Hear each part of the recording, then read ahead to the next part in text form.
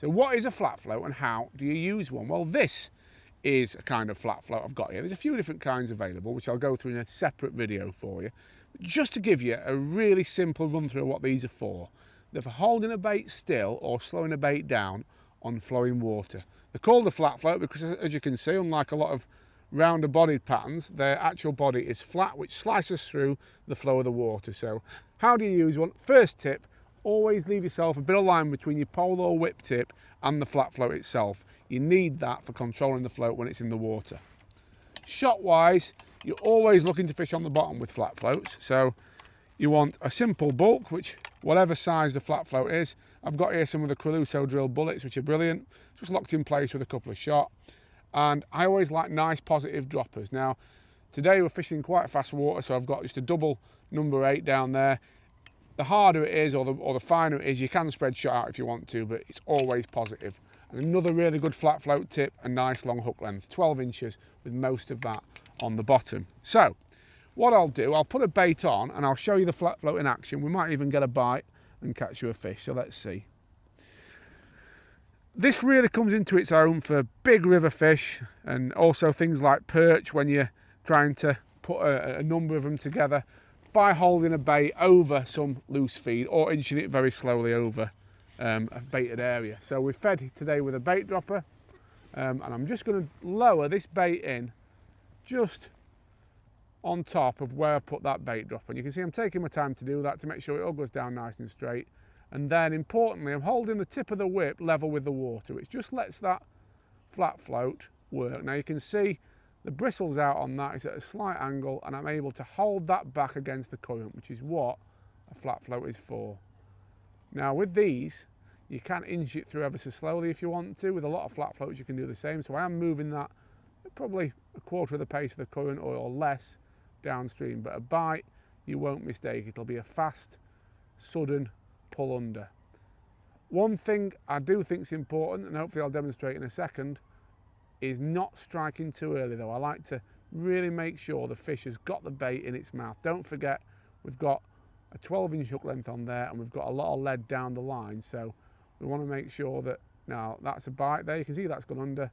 I'm going to strike and the fish is on. That's feels like a nice perch. That gives you a good idea of how it works. I will catch one more and just show you that again because I know that leaf got in the way there, but we'll land this one first. Yeah, it's a nice perch. Lovely. 6 ounce or so.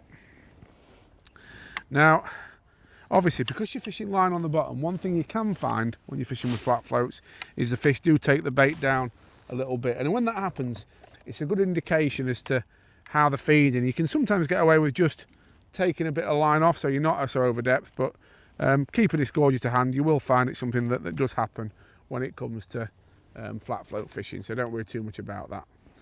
Right, we'll go in and try and show you again. So worm on the hook.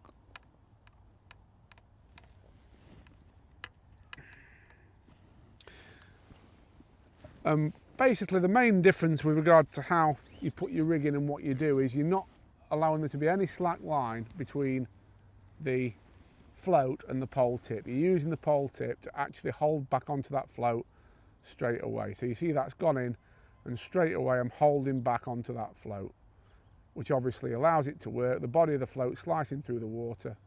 Might be a little bleak grab that on the way down there. You can see that is now holding that bait still, and I'm seeing all the indications and permutations of the flow.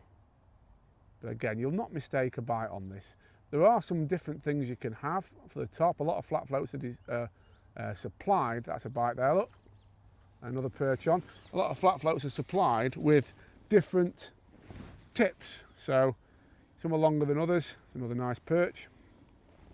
So you can actually cater the tip for the conditions. For example, you might, if it was very fast fishing and quite smooth flow, you might cut that down a bit and have a shorter bristle.